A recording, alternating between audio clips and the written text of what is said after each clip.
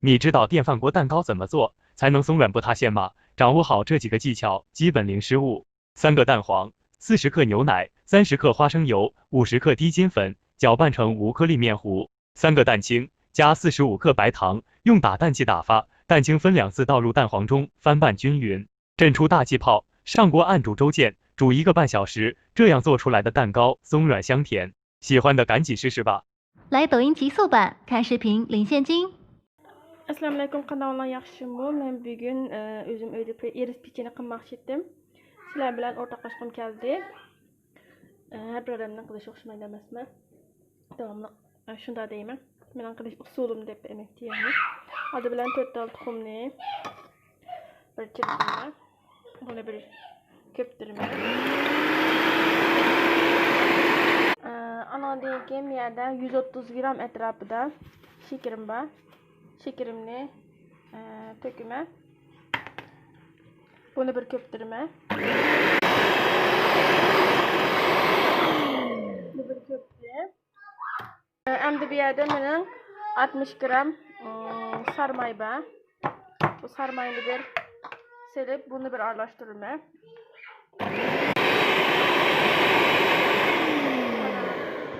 ...60 gram sarma, 130 gram şekerimizi kıp bulduk.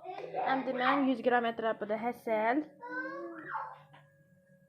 100 gram heselini saldık. Hem de miyada 130 gram irisimiz var. Streçili. Bunu koydum. Bu ikisini ravustur araştırdım. Hem de biz irisimizi kıp bulduk. Hem 300 gram un döktüm. 300 gram. Andan bir paket kabartma tuzu. Hazır ben 300 gram unun yarımını töktüm. Andan keyin bir paket kabartma tuzunu töktüm. Bularni bir aralashtirib, qo'yiqlik darajasini tanishib bo'lgandan keyin kam bo'lsa yana unni töküme. 300 gram tayyor qilib olgandim. Mana bu holatda bo'ldi. Menimcha bu 300 gramdan hammasi ketmadi. 250 gram ketdi. 250 gram hisoblasanglar bo'ldi unni. 250 gram qildim. Mana bu holatda qo'yiq suyuqligim shunday bo'ldi. 250 gram mana hozir ko'k qisqashida qo'yiqligim mana 250 gram un kullandım. Bu aralashmamiz tayyor bo'ldi. Endi men fırın tepsisiga fırın qaydini yağ sümürüş qog'ozini qilib oldim. Endi paloqni o'g'limiz bilan bu yerga to'kib, buni bir yaxshi aralashtirib olgandan keyin tekrar duxovkamizni fırını 170 gradusga ichib qo'ydim. 170 gradusda bir 20 minut 25 minut qarab turib pishiramiz. Yarım saat pişersak bo'ldi. Qarab turib, biz bunu bir tökey fırın tepsisiga.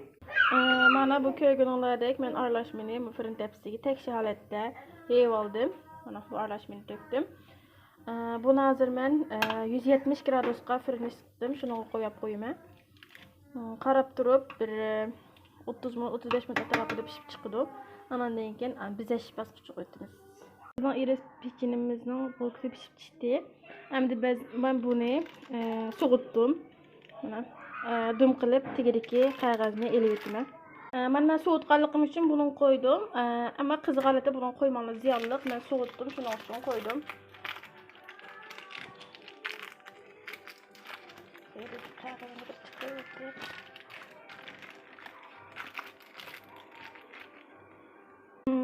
Mana bu holatda bo'ldi. Endi men bu istakanni dum qilib turib ay shaklda kesiman. Yumaloq shaklda kessam o'zingizning ixtiyori.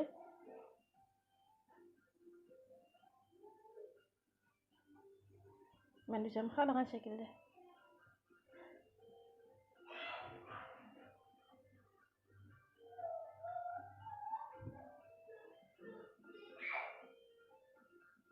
Kaskanlarimizni bir tarafga qo'yib turaylik.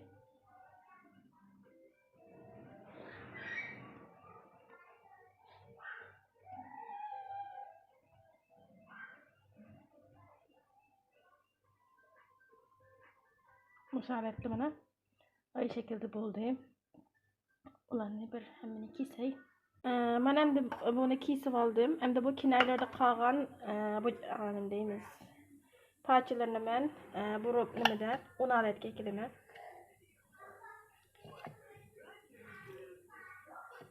Endi buni biz bezash bosqichiga keldik.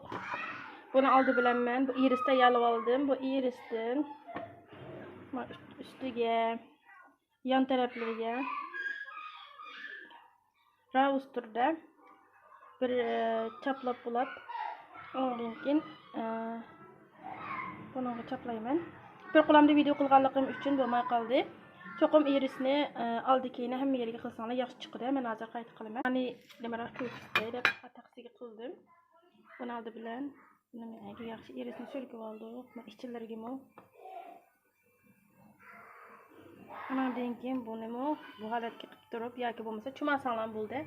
Chumasanglarmi bo'lay bo'ladi. O'sha holatni qilib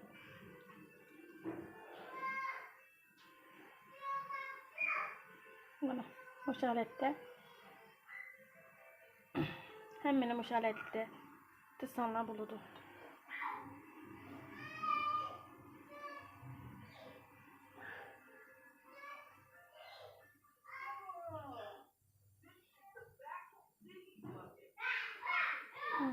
Mushalat qilsanglar bo'ladi. Mana bizning yeyishlik irisimiz tayyor bo'ldi. Mushalat qilsanglar bo'ldi.